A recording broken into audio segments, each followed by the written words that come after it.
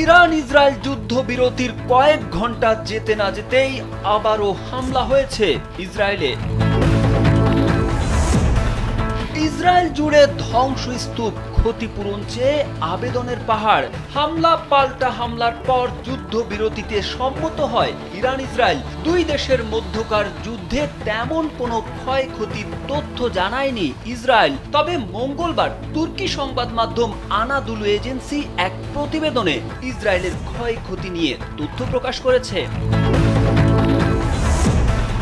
ইরানে যেভাবে ব্যর্থ হলো ইসরায়েল, তা নিয়ে কৌতূহলের শেষ নেই সাধারণ মানুষের। ইরানি ক্ষেপণাস্ত্র বহুবার ইসরায়েলের ভেতরে আঘাত হানে, দেশব্যাপী আতঙ্ক ছড়িয়ে দেয় এবং গুরুত্বপূর্ণ অবকাঠামো ধ্বংস করে। এ সময় ইসরায়েলের প্রতিরক্ষামূলক আয়রন ডোম সিস্টেম ক্ষেপণাস্ত্র সংকটে পড়ে এবং দ্রুত মজুদ পুড়িয়ে যেতে থাকে। এর ফলে অর্থনীতি স্থবির হয়ে পড়ে, আর এটি ইরানের জন্য একটি সফলতা। ওমর খামেনি এখনো স্বীকৃতি দেননি যুদ্ধবিরতির, অথচ ইরানের যে কোনো বিষয়ে আয়াতুল্লাহ আলী খামেনির বক্তব্যই শেষ কথা। অথচ এখনো পর্যন্ত খামেনির দিক থেকে বিষয়টি স্বীকার করে প্রকাশ্যে কোনো বক্তব্য আসেনি। মধ্যপ্রাচ্যের আরেক দেশে ভয়াবহ বিস্ফোরণ। ইরান ইসরায়েল যুদ্ধের উত্তেজনা কমতে না কমতেই ভয়াবহ বিস্ফোরণ ঘটল মধ্যপ্রাচ্যের আরেকটি দেশে। বিস্ফোরণগুলোর তীব্রতা এতটাই প্রবল ছিল, আশেপাশের এলাকায় ব্যাপক আতঙ্ক ছড়িয়ে পড়েছে।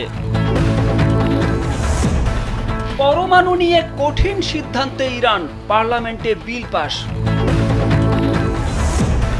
হিরোশিমার সঙ্গে ইরানে মার্কিন হামলার তুলনা করলেন ট্রাম্প।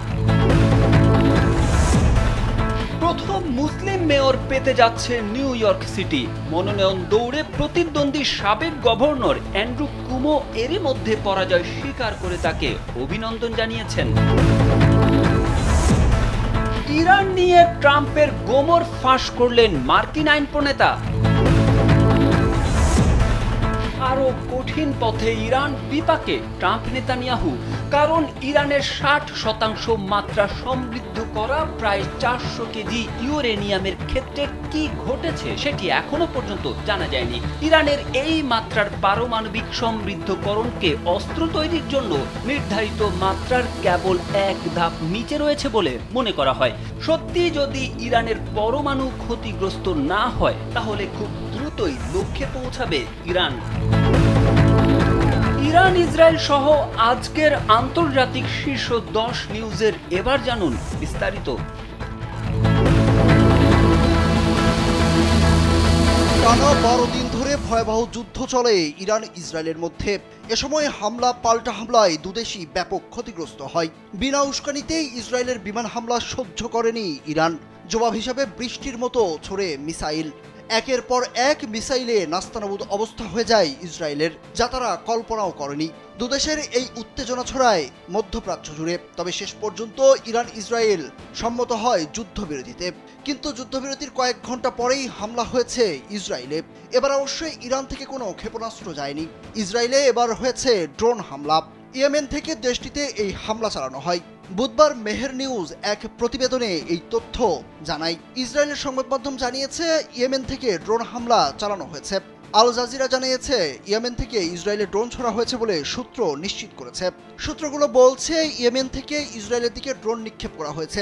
এ সময় কোনো সতর্কীকরণ সাইরেন বাজানো হয়নি। ইসরায়েলি টিভি চ্যানেল 12 দাবি করেছে ইয়েমেনের এই ড্রোনটি আটক করা হয়েছে। প্রতিবেদনে বলা হয়েছে হামলার বিষয়ে ইয়েমেনের পক্ষ থেকে তাৎক্ষণিকভাবে কোনো বিবৃতি দেওয়া হয়নি। হামলা পাল্টা হামলার পর যুদ্ধবিরতিতে সম্মত হয়েছে ইরান ও ইসরায়েল।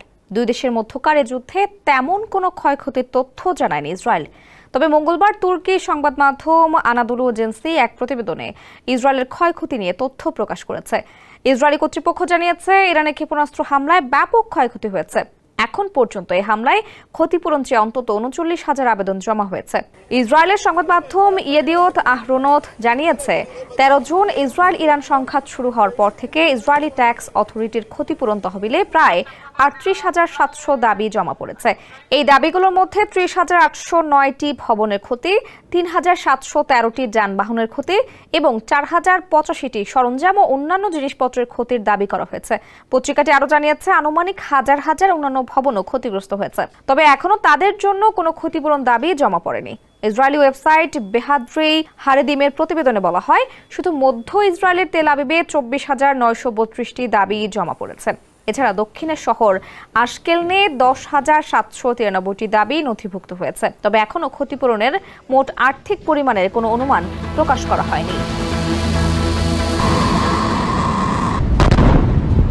১৯৬৭ সালে মাত্র ৬ দিনের যুদ্ধে ইসরায়েলের হাতে নাস্তানাবুদ হয় আরব দেশগুলো।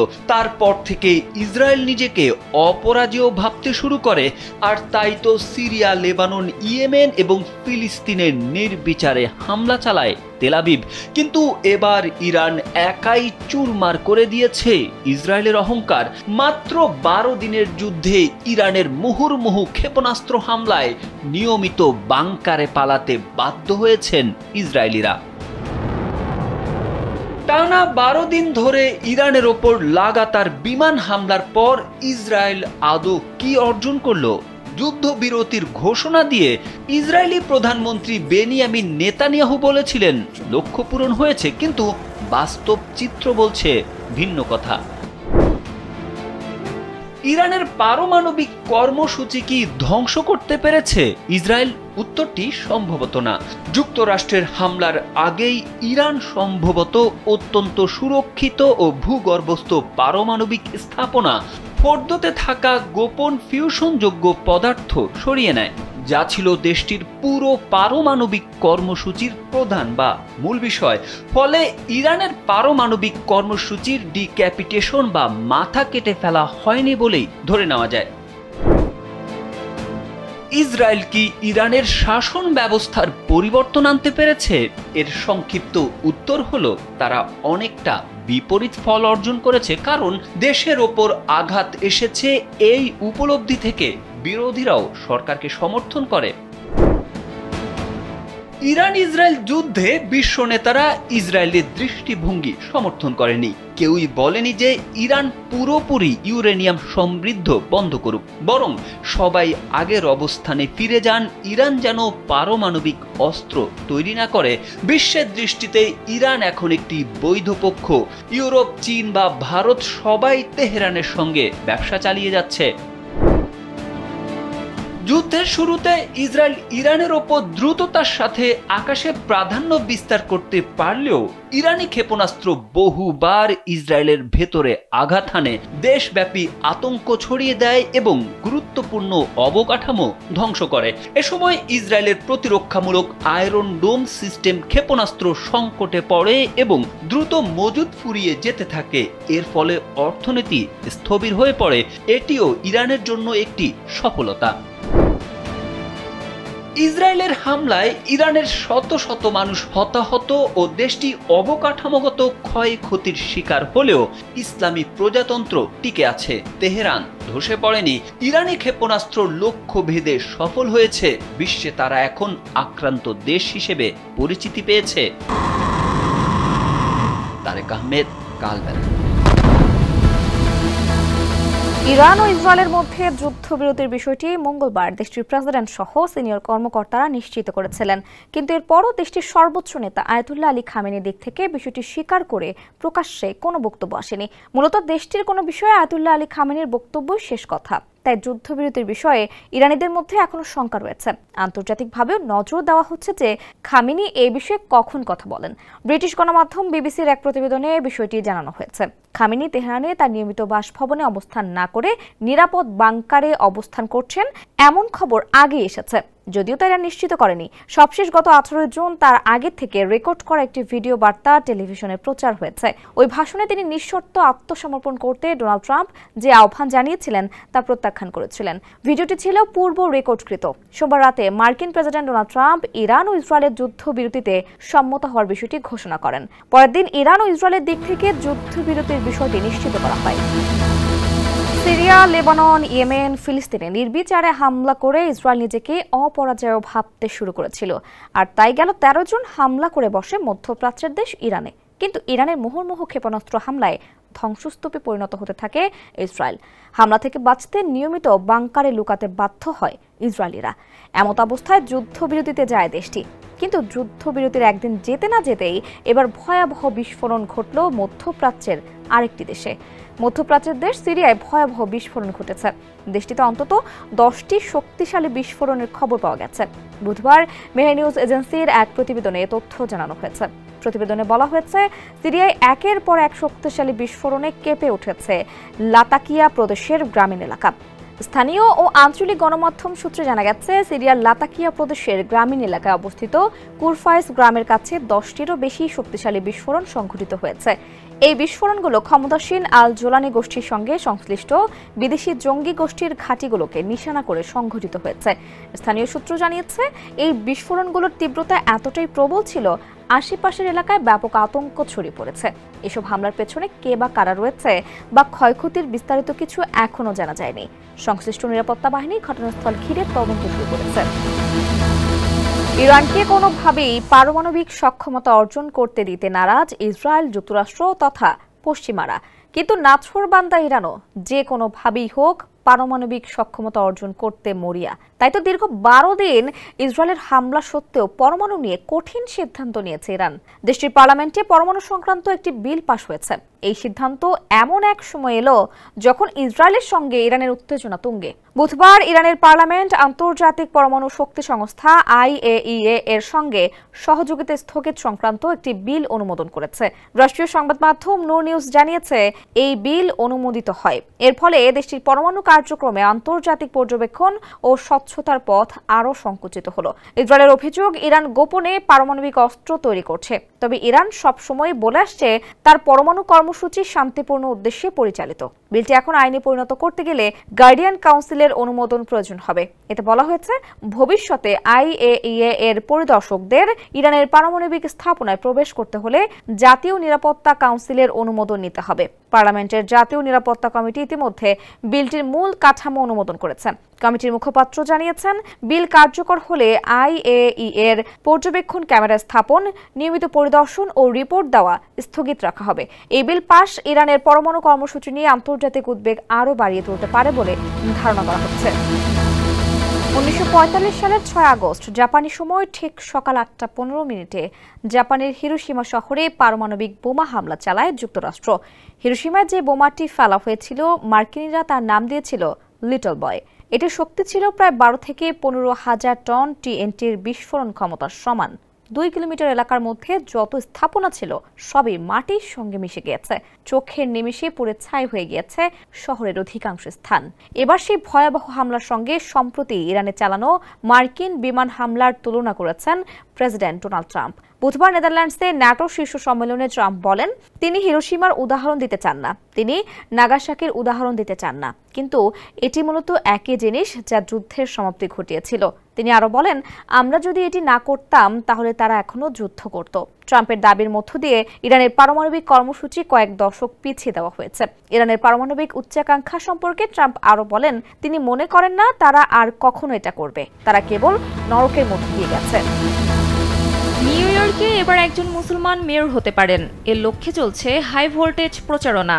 পোস্টার ছেয়ে গেছে দোকানপাট, বিলবোর্ড আর সোশ্যাল মিডিয়ায়। ফ্রি বাস, ফ্রি চাইল্ড কেয়ার, সাশ্রয়ী আবাসন, উচ্চতর ন্যূনতম মজুরি সবকিছুই ধনীদের ওপর নতুন কর বসিয়ে সম্ভব বলেছিলেন তিনি। তরুণ ভোটারদের এক বিশাল ঢেউ দেখা যায় তার পক্ষে। তার নাম এখন সবার মুখে মুখে। তিনি হার্ভার্ড বিশ্ববিদ্যালয়ের অধ্যাপক মাহমুদ মামদানি এবং ভারতীয় আমেরিকান চলচ্চিত্র নির্মাতা মীরা নায়ারের ঘরে জন্ম নেওয়া জোহরান মামদানি।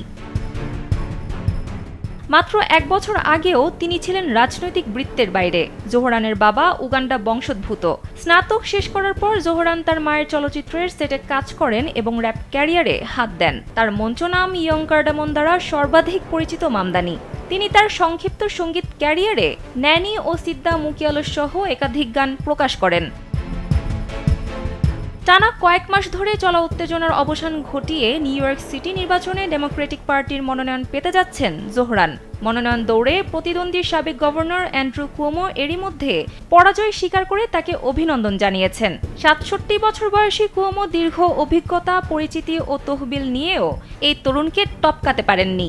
বুধবার এক প্রতিবেদনে এ খবর জানিয়েছে অ্যাসোসিয়েটেড প্রেস এপি। প্রতিবেদনে বলা হয়েছে, মনোনয়ন নির্বাচন ফলাফল শুধু মেয়রের প্রার্থী নির্বাচনের মধ্যে সীমাবদ্ধ নয়, বরং তা ডেমোক্রেটিক পার্টির ভবিষ্যৎ পথচলার দিকও নির্দেশ করছে। 4 বছর আগে যৌন হয়রানির অভিযোগে গভর্নর পদ থেকে পদত্যাগ করা কুমো রাজনীতিতে প্রত্যাবর্তনের চেষ্টা করছিলেন, কিন্তু মামদানির প্রবল উত্থান যেন তার সেই প্রত্যাবর্তনের পথে প্রাচীর হয়ে দাঁড়ায়। যদিও র্যাঙ্কড চয়েস গণনায় প্রথম পছন্দের ভোটে বিশাল ব্যবধানে এগিয়ে আছেন জোহরান।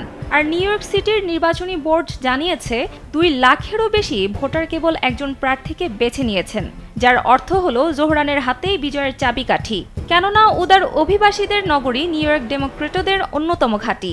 চূড়ান্ত নির্বাচনে জয়ী হলে নিউ ইয়র্ক সিটির সবচেয়ে কম বয়সী প্রথম মুসলিম ও ভারতীয় বংশোদ্ভূত মেয়র হবেন জোহরান। সানজিদা ইসলাম, কালবেলা। ইরানের পরমাণু কর্মসূচির বিরুদ্ধে নিজেদের বিজয় ঘোষণা করতে প্রেসিডেন্ট ডোনাল্ড ট্রাম্প প্রশাসনের অস্পষ্ট শব্দ ব্যবহার নিয়ে প্রশ্ন তুলেছেন একজন মার্কিন কংগ্রেস সদস্য।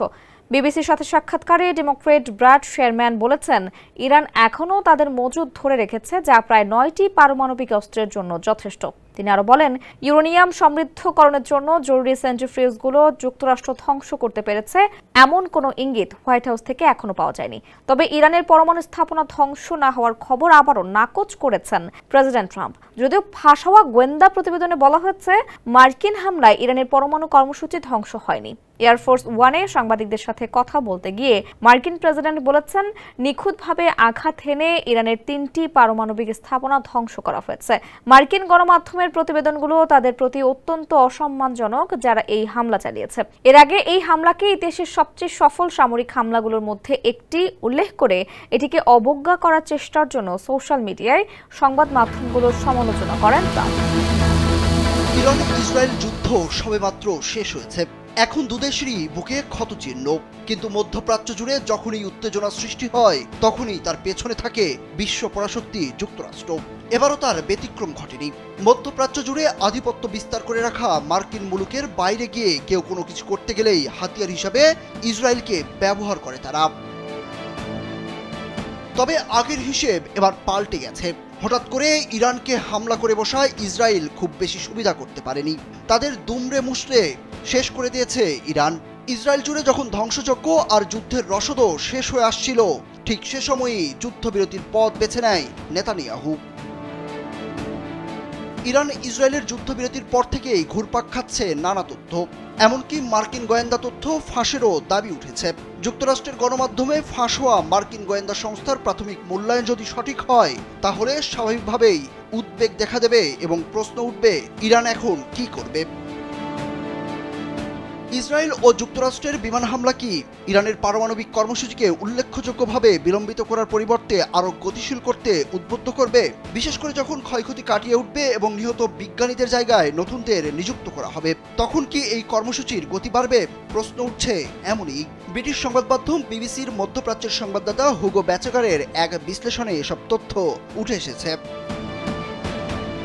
বিবিসির ওই বিশ্লেষণ অনুসারে ইরানি কর্মকর্তারা ইতিমধ্যে বলেছেন তাদের পারমাণবিক কর্মসূচি অব্যাহত থাকবে। অন্যদিকে মার্কিন প্রেসিডেন্ট ডোনাল্ড ট্রাম্প বলেছেন, ইরান আর কখনোই পারমাণবিক কর্মসূচি গড়ে তুলতে পারবে না।